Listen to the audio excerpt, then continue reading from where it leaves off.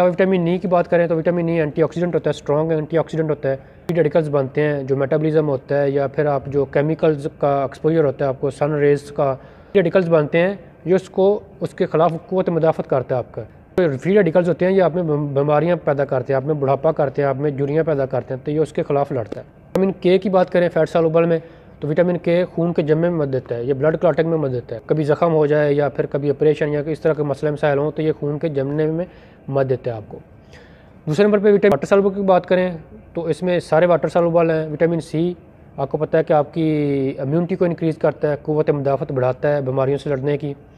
इसके अलावा ये आपकी गम हेल्थ के लिए बहुत ज़रूरी होता है, ये हेल्थी स्किन के लिए बहुत ज़रूरी होता है। ये आप में रिंकल्स को ख़त्म करता है, आपकी जो स्किन में कोलाजिन होता है उसको इम्प्रूव करता है, उसके बनने में मदद देता है, स्किन को टाइट करता है और स्किन को शाइन करता है, स्किन में ग्लो लेके आता है। ये विटामिन सी के काम होते हैं।